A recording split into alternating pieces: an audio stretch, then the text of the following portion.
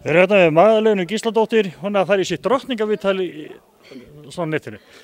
Herru, 2 flotti leikir að baki á móti Fjölni sem hafðu verið okkur erfiðar í vetur. Hvernig fannst þér leikirnir svona heilt yfir? Voru að gera nákvæmlega það sem Helgi lagði upp?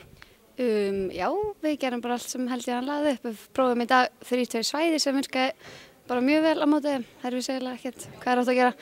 Og síðan fórum við að pressa, það gekk líka bara ágætlega. Við erum bara svona pröfu að gera allt fyrir úrslitakeppnina næstu helgi. Í gær var þetta þannig að Fjölni byrjar með látum og svo jafni því leikinn og haldi og nú svona nokkurn veginn í jafnvægi og hafi örugt og það virtist alltaf að gerast núna í 3. leikluta eins og að það er alltaf að fara að gera einhvern skandala.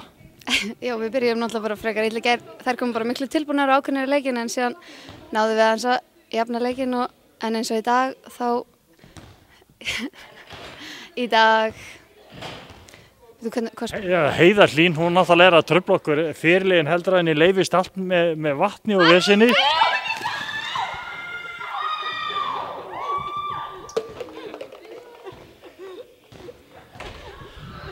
Þú þarft ekki að fara í sturtu á eftir? Nei, þetta er bara flott.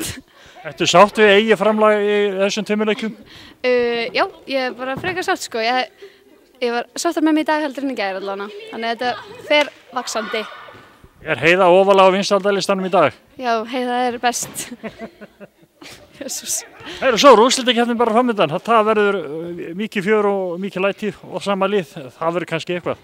Já, það vantar náttúrulega alveg 3 hjá okkur, þannig að það bætist það í hjá okkur, en þetta verður bara mjög gaman held ég. Gangi ekki vel framhaldinu og til hamingju. Takk fyrir það. Ekki bara sáttur, heldur himinlifandi á dekkjum frá Yokohama. Þú fær Yokohama dekkin hjá dekkjahöllinni og á dekkjahöllin.is.